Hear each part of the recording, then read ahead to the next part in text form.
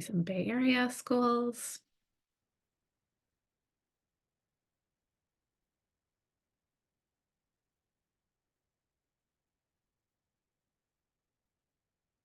All right, well, feel free to continue to jump in there. Oh, Johnny from Portland, great.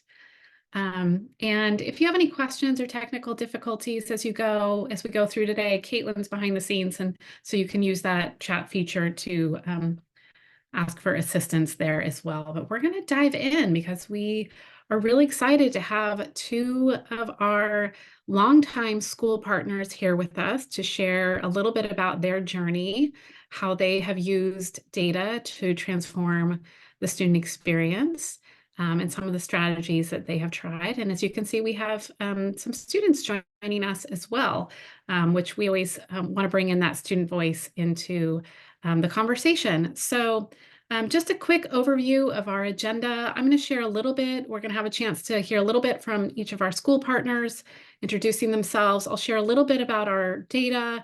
You'll have a chance to hear about how they use data and some of their work. And then we'll go into that Q&A and end with some reflections and commitments. So I'm going to actually turn it over to our La Cañada team to introduce themselves. Hello, everyone. My name is Jim Cartwell, and I'm the high school principal here at La Cañada, and we've been partnered with Challenge Success since 2016. And I'm grateful for so many things that have come from that partnership.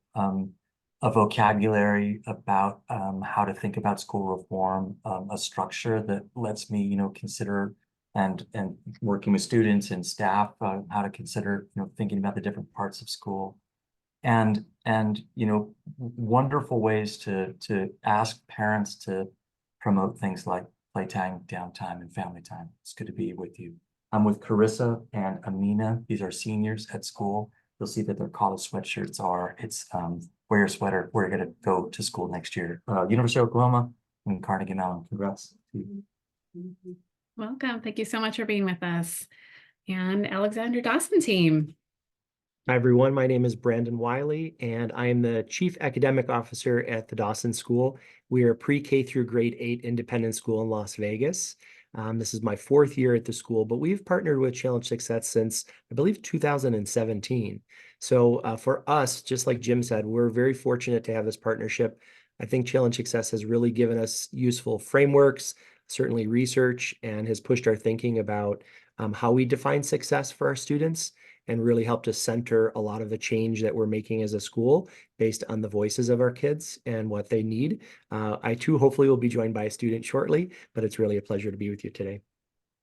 Great. Thank you so much, Brandon. Yes, we look forward to hearing more from both of our school teams that are with us here today.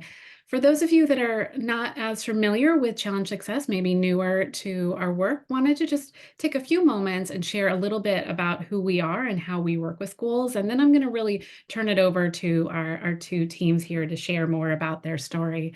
So Challenge Success is a nonprofit organization affiliated with the Stanford Graduate School of Education.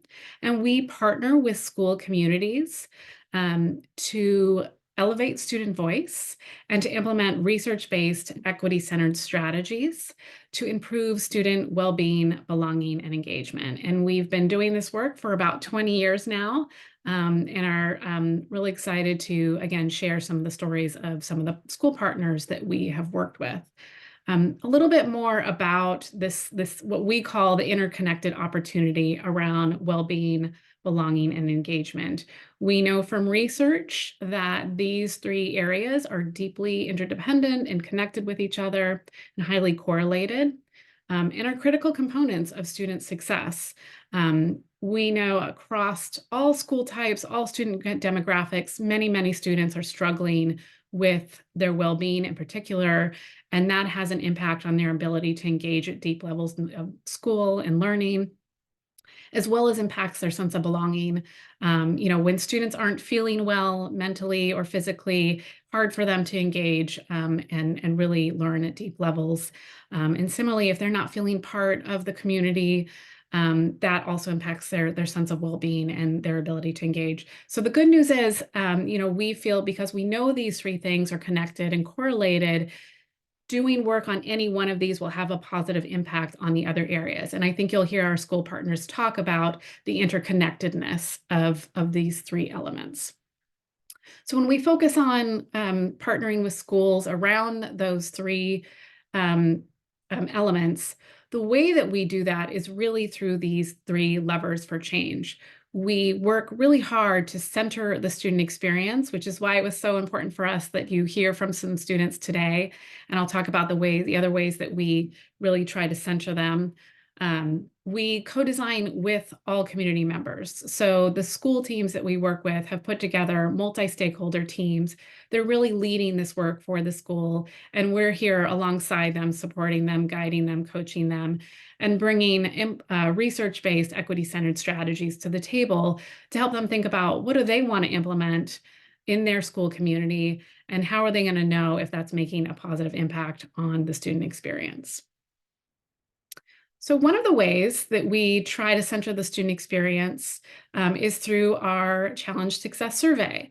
That survey has been completed by over 375,000 middle and high school students at over 385 schools to date. So you can see some of the questions, items that we include that are really connected to that trifecta that I talked about earlier around well-being, belonging, and engagement. So we ask about academic engagement, physical and mental health, homework, academic worry, beliefs about teacher care and support, and stress and ways to alleviate it. So on this slide, we'll kind of click through really quickly so you can get a sense of the survey data. You can see there's some questions around teacher support on this screen. The previous screen was about engagement. And one of the powerful things that we feel about this survey, every school gets their own dashboard with their results, is that you can really click through and see what's happening for your students at a school-wide level, but you can also really zero in by subgroups. So for example, if you're really curious what's going on for male identifying students in the 9th grade, we can go down to that level. So it's really important and impactful data that we hope helps schools make meaningful changes within their community. So we're going to start by really digging into well-being and hearing a little bit about how the school, our two school partners have thought about that and changes that they've made. Just to share the way that we think about well-being and the components of that is really around these three elements: emotional wellness, physical health to include things like sleep, and then also the sense of autonomy and purpose. So we know well-being is really multifaceted and complex. But these are the three areas that we really try to focus in on with schools, and we know really contribute to the overall sense of well-being for a student.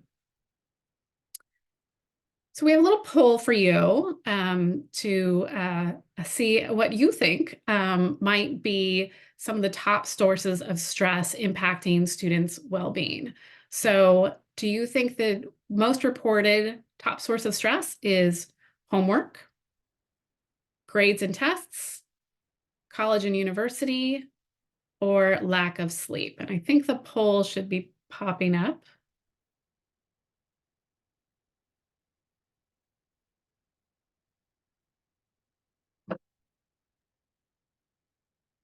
Sorry, are you all not seeing it come up on your end? I don't see the poll. Maybe we can just use chats. Put in chat what you think the top source of stress is. Here we go. I got it. Sorry. Oh, there it is. Thank you, Caitlin. So go ahead and take a minute and respond to that poll.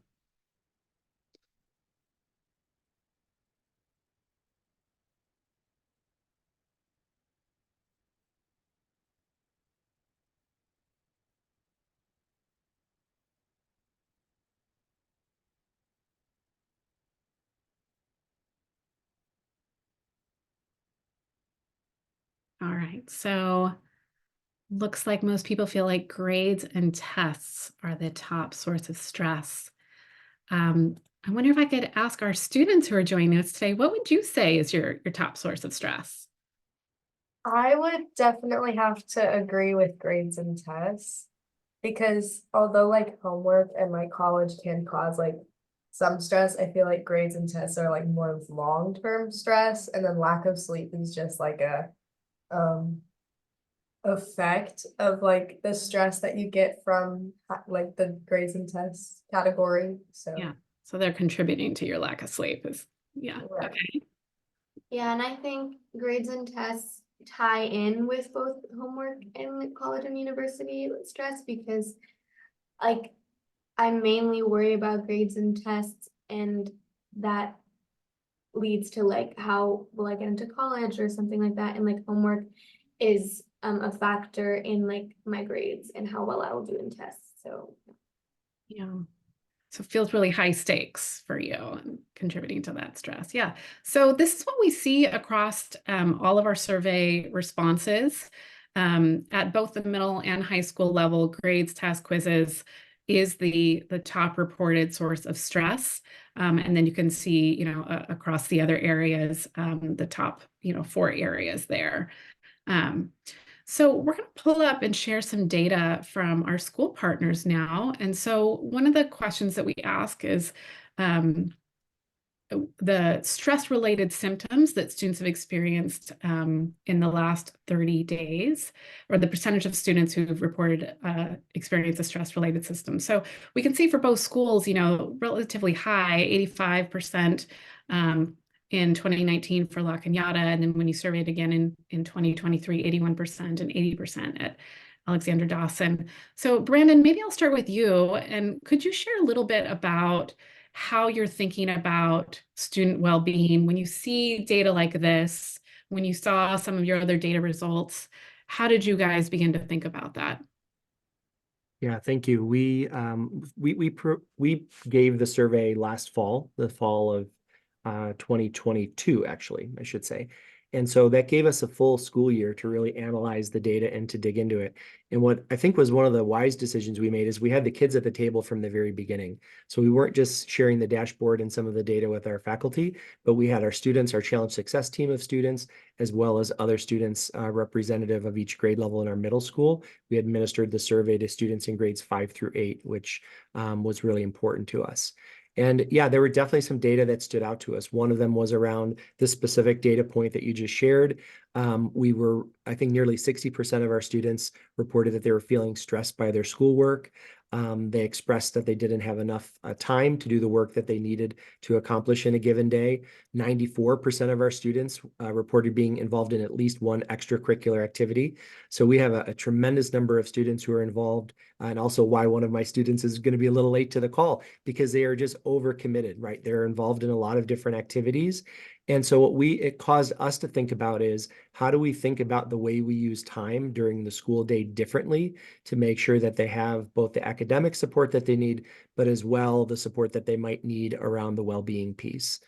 So we really looked at our master schedule. We last year had a 6-day sort of floating schedule. And so students were taking classes at different times to take advantage of the different developmental needs that they have.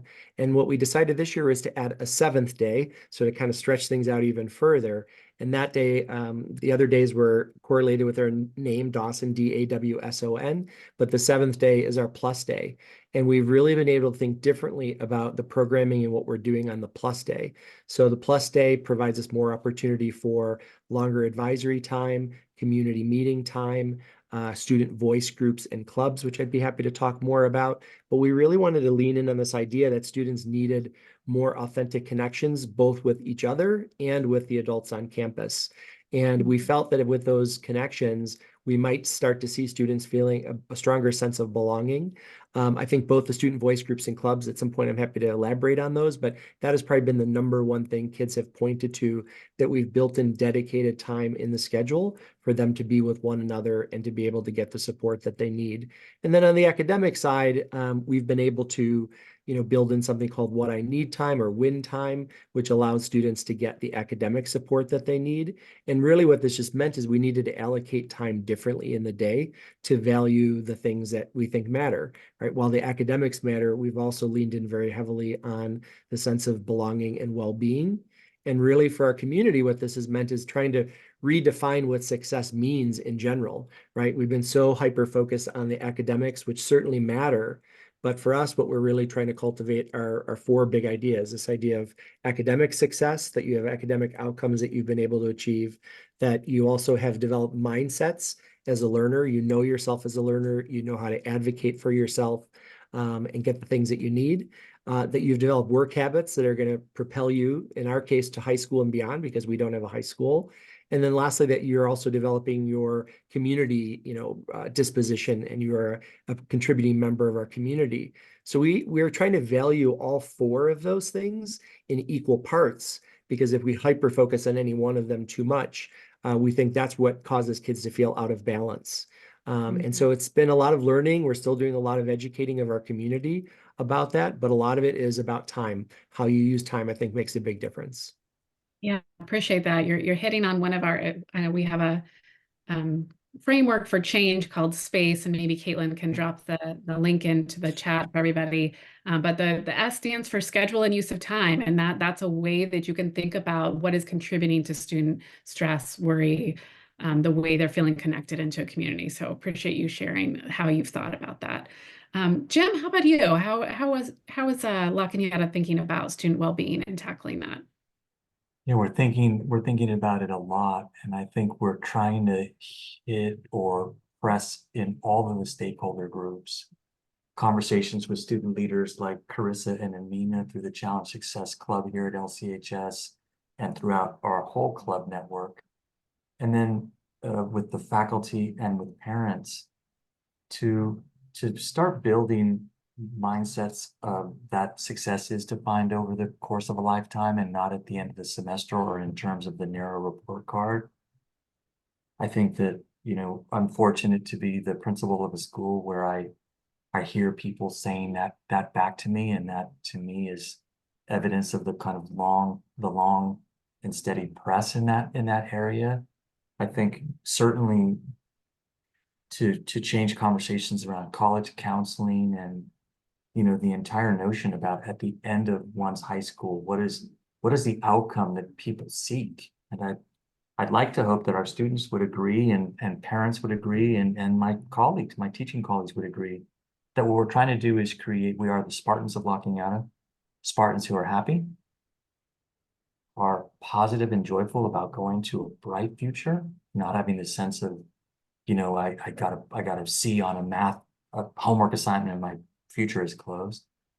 And that they had come from a high school that, has physically built a wellness center and has really messaged intently and consistently that they matter and we need them to be healthy and happy, and that to play at home, to have downtime with home, to have family home, and to be balanced is an important life goal.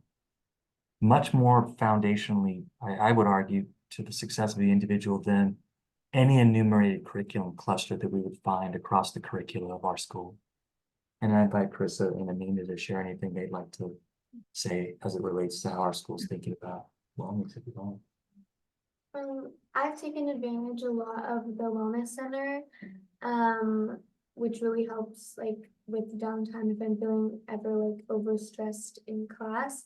And I think also the message of Challenge Success is really reflected in the faculty and teachers, because I know I can always ask teachers for advice for what I should do the next year of high school or beyond, and they will always take their time in answering and cater it towards who I am and how I can balance a schedule, what else am I doing, and what I want out of my life. So I think that is very helpful to me. Sorry. I think that La Cañada High School definitely does an amazing job of catering the Challenge Success mission throughout our school, because we have gone through several processes of trying to figure out, well, which bell schedule would fit best for our school, what will be most beneficial for our students, what will make them feel less stressed out. I definitely think that by with these helpful changes and new outlooks on new ideas that can be incorporated into our school, it definitely helps in releasing some of the stress of the students, because it definitely gives them new ideas of, oh, well, how do I approach this? Versus like how might another school that doesn't cater to student stress related needs might, yeah. Yeah, so I mean, I'm hearing you're feeling that like the school cares about your well-being and implementing things to make positive changes there, which is wonderful. Caitlin, maybe we could put up the next slide. I want to just touch on another, sources of stress, which is around sleep, which we also heard the students speak to. So, the recommended hours of sleep for high school students is 9 hours. In our survey, we see that most high schoolers are getting about 6.7 hours. And then you can see the recommended for middle school and the average there. So we know most of our students are sleep deprived and not getting the recommended amount of sleep. And as we heard our two students say, like the homework load and the tests and quizzes that they're preparing for, all of that contributes to their ability to get that good quality, adequate amount of sleep. So I just invite again the school teams to maybe, what have you done around sleep? Because I think some schools might think like that's out of our control to really have an impact on. Who wants to take that one? Jim, you want to jump in? Sure, I'm happy to go first. We were fortunate to adopt a late start schedule back in 2017, moving the start of school from 7:45 a.m. to 8:30, which has now become really kind of law in California. All secondary or high schools are required now to start at 8:30, and we did that back in 2017, and we saw a remarkable change. And I think that the power of that change whetted our appetite to just continue to do more around sleep hygiene. And can we message this even further, to be sure? But I certainly know that, in steering committees with students and in parent ed, what I try to get the message out is sleep is one of those, very kind of tangible things that we can work on to be better. I'm not competing in a kind of sleep with, the other principals in my immediate area, but what I tell our students and families is elite athletes, we know that, NBA stars, perhaps some of our students' own heroes, they win the sleep game, if you will, right? And that just is highlighting the importance of it. We've also done, and this is again grateful for the Challenge Success partners, to try to get cell phones out of the room, or at least if they're going to be in the room, to use the advanced settings around, silencing notices and blocking rings and trying to keep the blue light out of the room. So when students are trying to sleep, they're getting restful and uninterrupted sleep. It remains a work in progress, but we see our sleep numbers steadily chug upwards, which means that kids are sleeping longer. And I think it requires a community effort. Absolutely. Brandon, anything you want to add? Yeah, I'll just tack on to what Jim is saying about the technology being one of the challenges. I think the data that we got from the survey about how many students keep their phones in their rooms at night opened up a really robust conversation with our students about what's happening after hours, what's happening on their phone. But every year, our student team, we have a team that sort of helps us lead this work. They have a Challenge Success Week. And so they plan a whole week of activities to raise awareness, to educate our community, to educate our students. And so one of our recent Challenge Success Weeks in the last 2 years was a sleep week, where they really dove into this topic and really allowed students to reflect on their sleep patterns, to be able to talk with their families about their sleep habits, and to really better educate them. And I think for us, it's that education piece that really brought to light this need.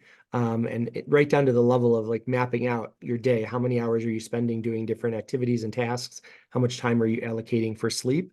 And I think for some of them, it was a real eye-opener. Great, thank you. All right, we're going to keep moving because I want to dig into engagement next. So as you can see here, we know that a lot of these extrinsic measures of success, like GPA, college acceptance, test quizzes, are actually having a negative impact on students and healthy adolescent development, and often overshadows, when we overemphasize that, it overshadows what we all hope is happening in schools, which is deep learning. So we're going to pause and do a little audience engagement here again. So we'd like to invite you to think back to a time when you were completely engaged in a task. What was it? And why were you so engaged? And if you're comfortable, go ahead and share that in chat. So we'll give you a minute, a few seconds here to just think about that, bring back that very concrete memory. When we typically ask this question, some common themes come up as you think about when that time was that you were so deeply engaged. And the common themes are joy, interest, having a sense of autonomy and agency around the task itself, that there was a real sense of clarity around the purpose. There was an element of challenge to it. There was an authentic assessment involved in some way, a performance task perhaps. And then, having the time to go deep. So when we think about translating this to our students, when we think about engagement, we think about the ABCs, what we call the ABCs of engagement. So we break engagement down into these three elements. Effective engagement, which is really like, do you find what the work that you're doing interesting, enjoyable? Behavioral, are you completing the work? Are you working hard? Are you doing the stuff? And then cognitive, the meaning, the value, the overall purpose, is it helping you to really deepen your skills and your understanding of the content? So in our surveys, we ask questions that get at these ABCs of engagement. And so again, this is from our national survey data set. You can see that most students are doing school, what we call doing school. So that is, they are behaviorally engaged. If they check all three boxes, effective, behavioral, cognitive, that's when they are fully engaged. They don't check any of those boxes, they are disengaged. So, what we hear from students is really, they're sort of going through the motions, they're doing the work, but they're not necessarily finding deep meaning, really helping them to deepen their learning with the task that they are doing in school. So we're going to, again, kind of pull up some data, and this is from our La Cañada team here, because I know that you've been doing a lot of thinking about how do you deepen engagement. And I think what's interesting about this data is, between 2019 and 2023, you've actually been able to nearly double the percent of fully engaged. So Jim, I just invite you to share a little bit again of how you thought about engagement and the things that you have tried. Thanks for that. I would say, and I would hope everyone, that's listening in on this, we've done a lot of work with respect to course registration. And, through our Challenge Success, kind of listening series that, we host here on campus for the community, inviting graduates to talk, for instance, about, as you reflect on high school, the number of advanced placement and honors and classes that you took. How do you think about that? And kind of the general consensus on the couple of times we've done that had a powerful effect on our current students. And the general consensus was that I felt pressure, or students reported feeling pressure of taking it almost like a blanket just to, show I could do everything. We've changed that message to enroll in advanced honors and advanced placement classes in subject areas that you really are interested in and curious about learning more of. And I think that that's had a positive effect on student engagement. I think our faculty also has leaned into this to really always try to explain the why of the lesson, and how does this try to, linked to either future employment opportunities or how it may link to kind of other subject areas that the faculty themselves have had a chance to kind of talk about. I would cite that as a kind of long-term campus-wide conversation has yielded some of these positive things that we're doing. I would like to add just one other, and I think on the parent front, having that message of have your students do these challenging classes in subjects that they're interested in has also become increasingly the norm among parents, or I hope that it's the norm. We hear that it is, and that's almost given the students permission to say, I'm going to select these classes that I'm super interested in, try really, really hard at them, soak it up. And I think that our survey results have shown some modest gains in that area. Yeah, I think you're touching on something that is so important that we find in partnering with all of our schools is bringing your community along with you and really doing that education piece for the parents and the students and helping to shift some mindsets and refocusing on what's important, which is the learning. Brandon, how about at Alexander Dawson? How are you tackling engagement? What are you trying? What are you finding? I think our faculty have really bought into this notion of making sure that the learning is purposeful, that the learning, the goals are clear, right? So that students, when they're learning whatever subject it might be, that they're understanding both what the expectations are, but also what the purpose, what's the relevance of what I'm learning, and how will I apply it in real and authentic ways. So to go back to the SPACE framework, this notion of, in our case, project-based learning, every department, every grade level has been thinking deeply about how they're developing projects that engage students, again, in relevant, purposeful ways. I think we've seen an increase this year in even the teachers finding community partners, for example, to come in and to be part of our projects. We, like many middle schools, we have an 8th grade capstone project that involves students identifying a topic, a globally significant issue that also has a local impact here in Las Vegas. They partner with a nonprofit or an expert in the community that is working towards solving that problem. And then through the research, they present to an expert panel. So beginning in 6th grade or 5th grade, though, what we've done now is, and we've had these for quite a few years, but we've really involved more student voice, are classes called insight classes. So in 5th, 6th, 7th grade, they take quarter-long insight courses. And these really focus on the mindsets, teaching them all the skills that they'll need to be successful in that 8th grade capstone class. So I think in many cases, students are learning some of these, what might be considered non-academic skills. I don't know if I like that phrase, but these ideas, these life skills, these success skills that they'll need, not just for that class, but for high school and beyond. And I think the feedback we've been getting from some of our students is not only do they find those classes, relevant and interesting to them and different than sometimes the core classes might feel, but we're also making sure that we're including that student voice piece so that they're feeling actively engaged. Many of our kids, I think, when they're feeling disconnected, it's because they don't understand why we're asking them to do what they're doing. But do you want to hear from a kid? Because I have one right here. Maybe he can tell you. Yeah. Ikaika. So, Ikaika, welcome. I'll just jump you in real quick here. This is Ikaika Gardner, one of our star 8th grade students, 8th grade class president, a member of our Challenge Success team. We're just talking about kids feeling a sense of engagement in their classes. Like, what makes you interested to learn, want to learn? What do you think we're doing well in that way? I think one thing that really stands out is just like the approach that we take, like Dawson as a school. But it's kind of hard to explain, but it's like really built into like our academics and like what we learn and like our lessons, our units. And so it helps us stay like engaged and like focused in the lessons. And also like mainly everything we learn, we always like try to make it fun, try to like make it different so that way we stay engaged and that it's actually something that we like doing and that we stay interested in. On the spot. Nice job. Thank you. Very nice.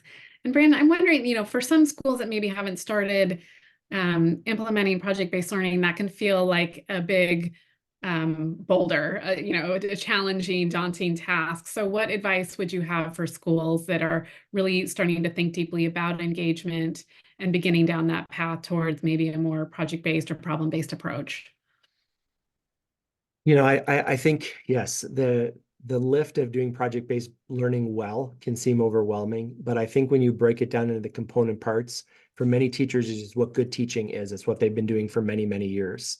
And I think this idea that you have to do a full-blown project, a 5-week engagement, you really can just embed the teaching practices that good PBL ask for and sort of baby step your way, into it. So I think for teachers that are just getting started, understanding what the component parts are, how do you have a compelling driving question? How do you think about both the process and the product?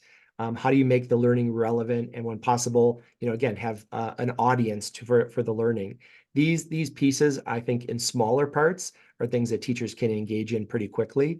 It's when you think about it having to be this full packaged, and the other thing we're learning here is we just have to learn by doing. So sometimes we're going to make mistakes. Those projects are not going to be perfect the first time. So as a school leader, part of my job is creating the space, for teachers to take risks, to take chances, but also just it's going to be messy. And I think that's been the fun part this year, is having teachers learn with and from each other, observing each other's lessons, serving on a panel, whatever it might be, so they get a little glimpse of what's happening in other classrooms, because I just think this work can be very isolating. And so we're just trying to deprivatize our practice and make sure that whether it's other colleagues, parents, students, whomever, they can see that, this is a work in progress. And I think our students are actually pretty forgiving, right? So just like we want them to make mistakes because this is a safe space for them to do that, we want our adults to do that as well. Yeah, great. Thank you so much, both of you, for sharing that. We're going to keep moving here and think a little bit more about belonging. So the way that we think about belonging is an individual's experience of feeling that they are or likely to be accepted and respected as a valued contributor in a specific environment. So I think we have, we have some data here and then another poll. So what we know is, and on the left side, you can see some data from the Center for Disease Control, their Prevention Youth Risk Behavior Survey, which is only 61% of students report feeling close to people at school. And then in the middle and on the right side, some of our own Challenge Success survey data, that only 36% of students feel like part of their community. Only 38% feel they can really be themselves at their school.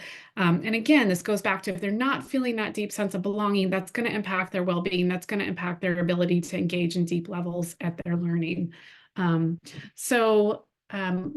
think we've got another poll here for you.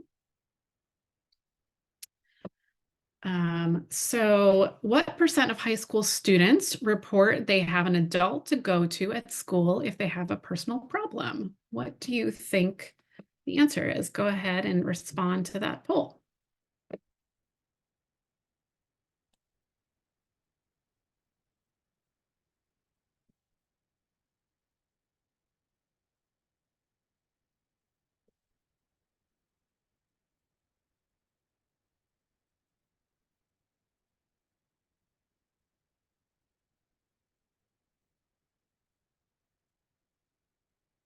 All right, so we have a tie between 73% and 47%.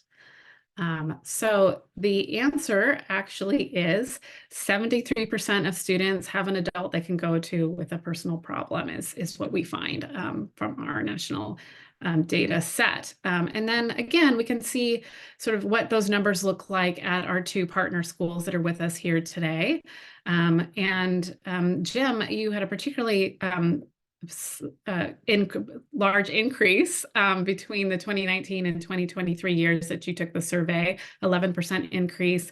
In Alexander Dawson, we see, your numbers at 83% there, so well above the average.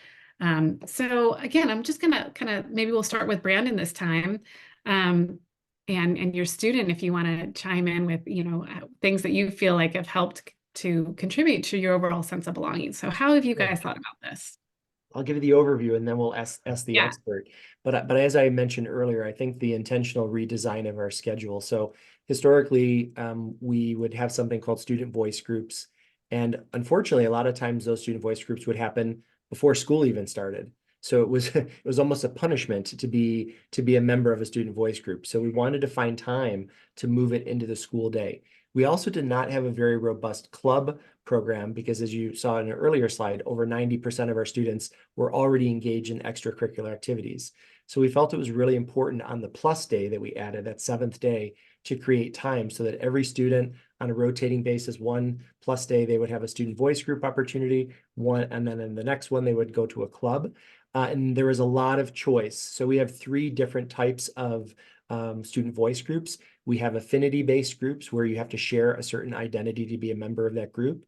We have an advocacy group. And so these are kids who want to really advocate. So for example, the mental health group, they want to prepare and support students who have mental health issues. I happen to be the co-facilitator of the Pride group, which is one of the advocacy groups. And then the last group are the ambassador groups. And these are kids who really want to take action on campus to make a difference. So regardless of which group, every student has to pick one that they want to be a part of. And then we have over 25 different clubs that also will meet on those days. But maybe Ikaika can share with you like his experience in both of those and anything else that he's feeling is helping him feel a sense of belonging.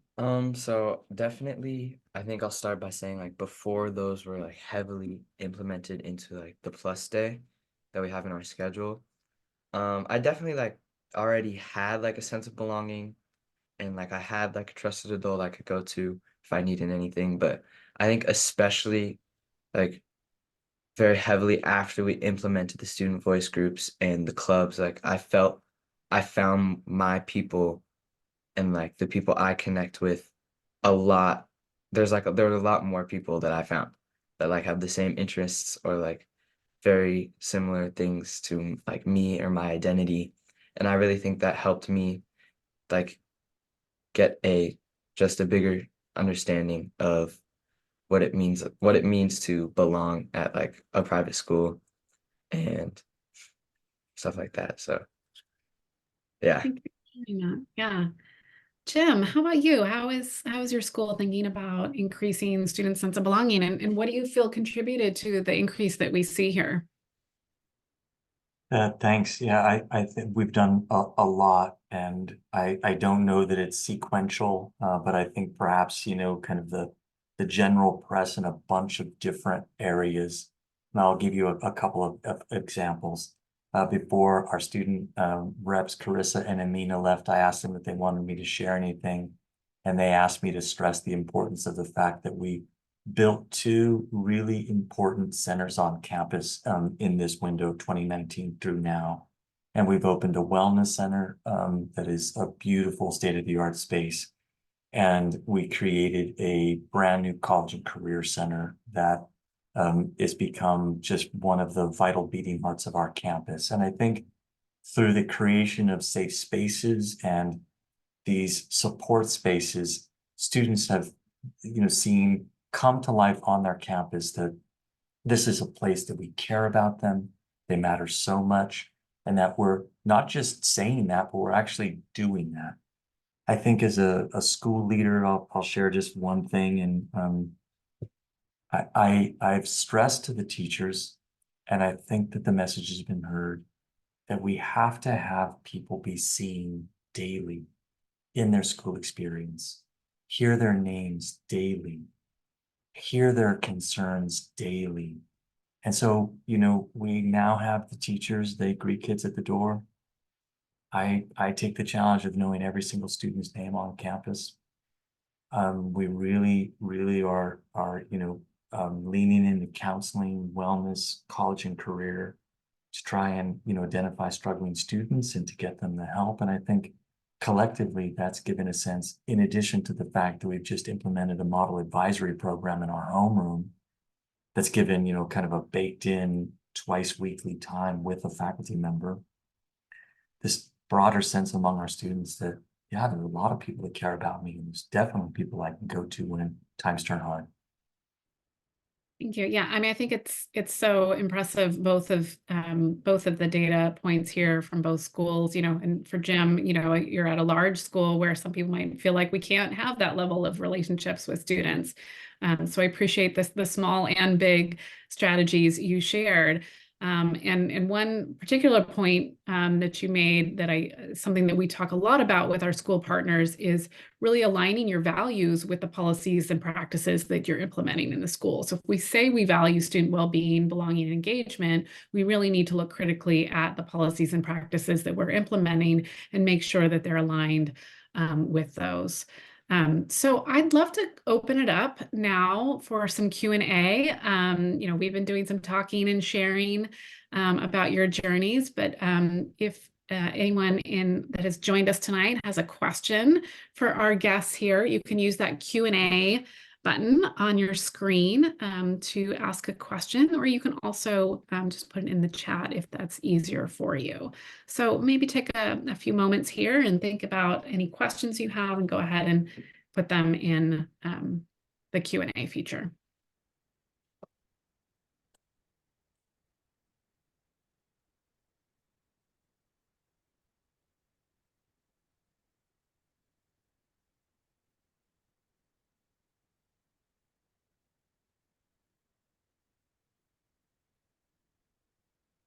That's where I have to practice my teacher wait time.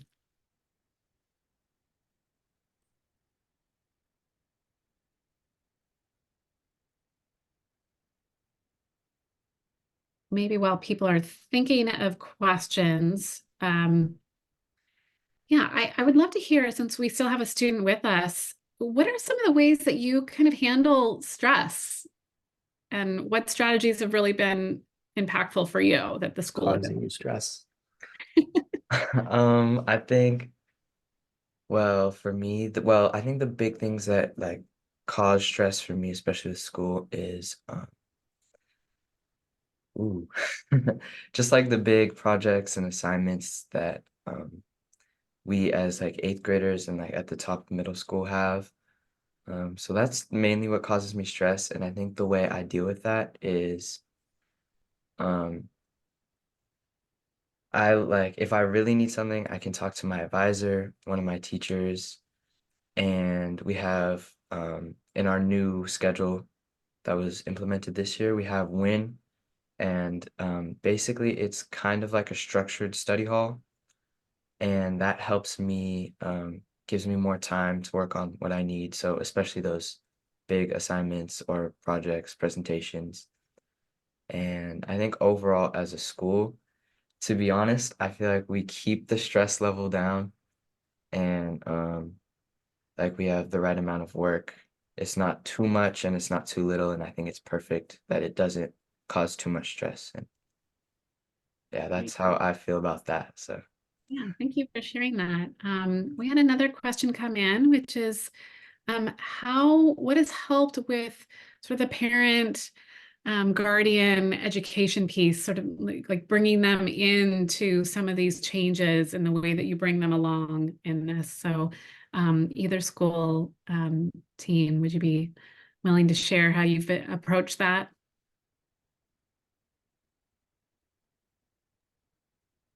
Yeah, thanks for the opportunity to share. I mean, there's again a lot of things that we've tried to do.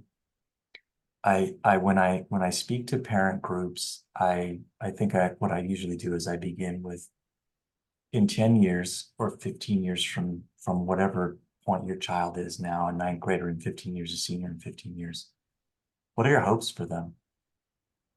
And does that include a requirement of a place that they had to go and only that one, let's say university or college?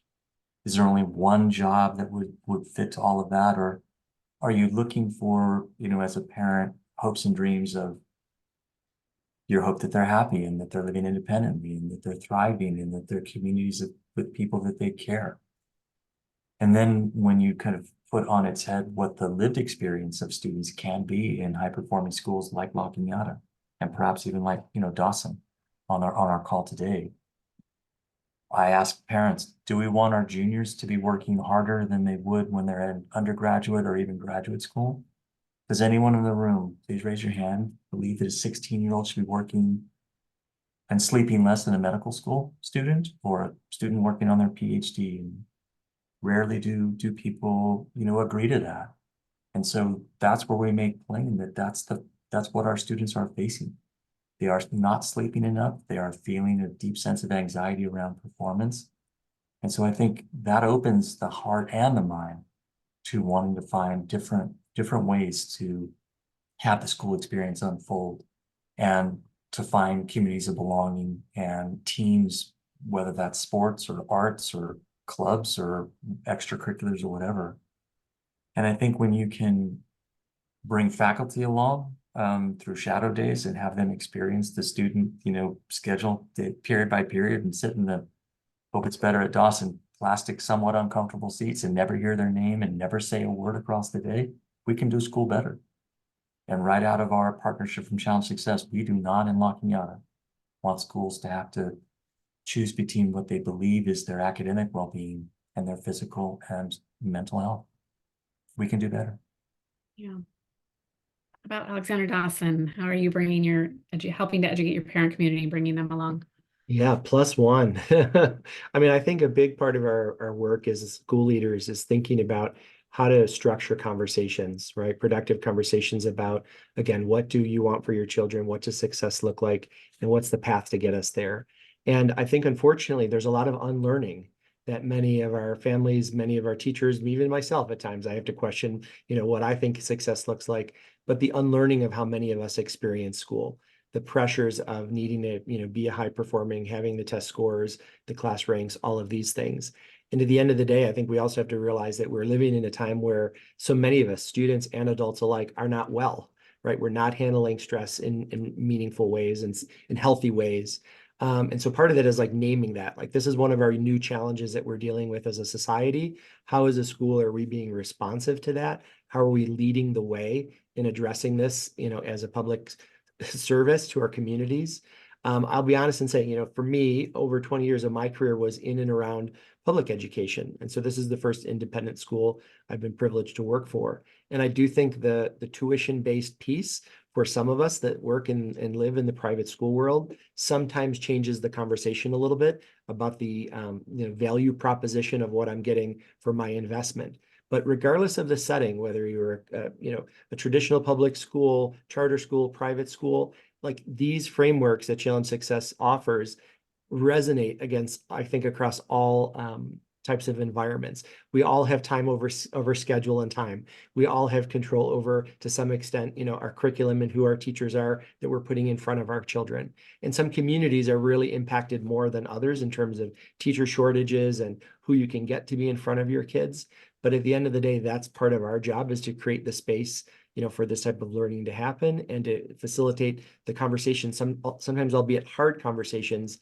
But I think part of it is we use our students, right? Like, I think Ikaika is a perfect example. All of his colleagues that are on the Challenge Success team, when they talk about what they need as young adults, when they talk about what their lived experience is, it's really hard to argue. It's really hard to argue or to say, I'm sorry, this is the way I was when I went to school, suck it up, kid. Like, that's not what we want to say to our children. What we want to say is, what can we do to be in better service, for what you need? And that might mean changing the paradigms of what we've always done. Right. What I love about both of your answers, it really starts with shifting mindsets, but also just starting to make small changes that can have a really positive impact on students. And I think the data and the student voice, that's why they're part of our levers for change, are really impactful in telling that story and helping to raise the awareness for community about what's going on for your students. So as we kind of wind down here, would love to have you each think about, and one of the questions that we had was, for schools just starting out, what would be your suggestions? Maybe they've just only surveyed or haven't surveyed at all yet, just beginning this work. And maybe we'll start with the student. What would you suggest for schools that are just starting down this path? I mean, I think, well, it's kind of hard to say because ever since like I started Dawson, like Challenge Success was already like a thing. So the things that Challenge Success does is kind of like was already implemented into like everything here kind of. But I think something like I could think off of like the top of my head would be kind of I definitely think the survey is a very good idea, like getting student input and learning about that and basically going from there. I think like what we did this year with the schedule change, and like kind of being open to more like student voice and like student opinion is just a really good idea. So Yeah, we always say students are the expert in their own experience. So let's start with them. So yeah, thank you. Brandon, what would you add? Suggestions for schools just starting Yeah. on this?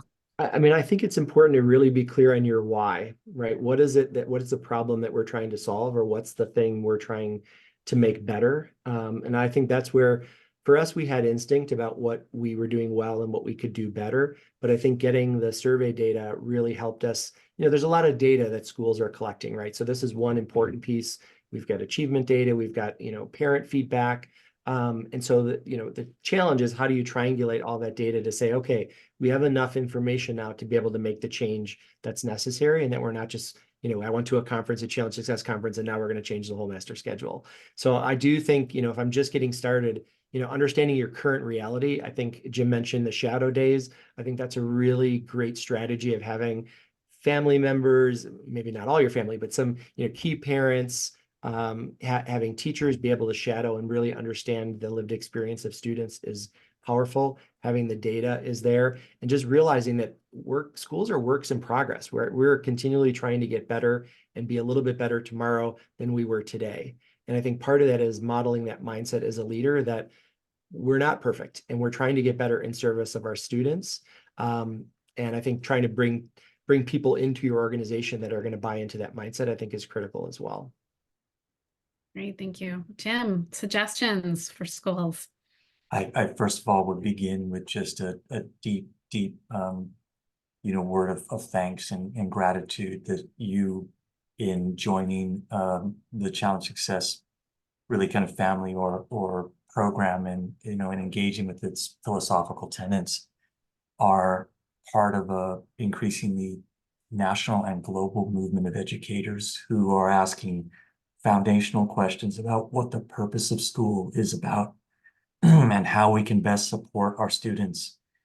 Because as national data, and then if you are fortunate to survey your own students with the the Stanford Survey of Adolescent School Experience, the so-called Challenge Success Survey, you'll get feedback on some tough things that demonstrate that there are young folks in your learning community who are suffering under the weight of expectations, under a narrow definition of success, and that anything that we do, our role as educators, is to answer the bell to try and improve that lived experience on a day-to-day basis, through policy, through community outreach, through stakeholder engagement, through teacher training, and listening to our students about what they're facing and how we can make it better.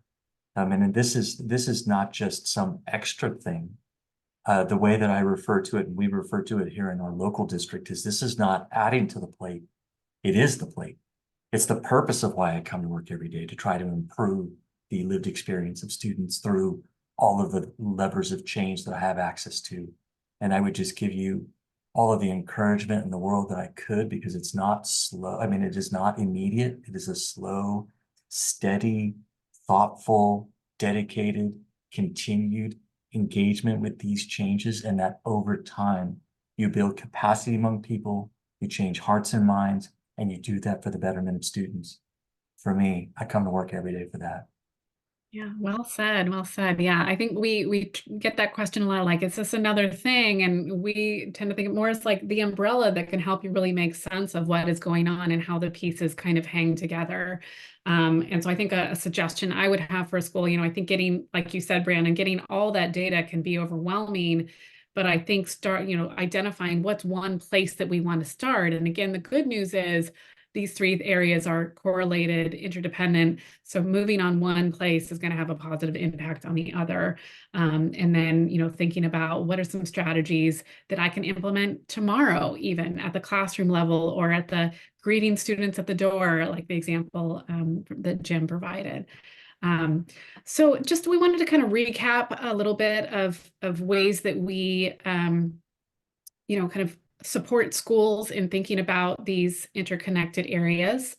I think Caitlin's putting them slides back up here for a moment. I can go to the next one, Caitlin. So when we think about well-being, again, we encourage schools to really think about, how are you prioritizing their emotional wellness? What are the messages that they're receiving, but also the supports and strategies that you're helping them around how to deal with stress, anxiety, that sort of thing? How are you encouraging students' sense of purpose and autonomy in their daily work? And how are you supporting their physical health? And again, that sleep piece, I think is just so important and an underestimated really lever that we have in order to support students' well-being. When we think about engagement, really trying to increase enjoyment with learning through relevant and meaningful learning experiences. And as we talked about with Alexander Dawson crew, you know, they've been going robust with project-based learning, but that can be making small changes at your classroom again tomorrow, ways that you're incorporating student voice more, thinking about meaningful connections to the work that they're doing on a daily basis. Igniting motivation through practices that promote growth. So something we didn't really touch on much today was assessment practices.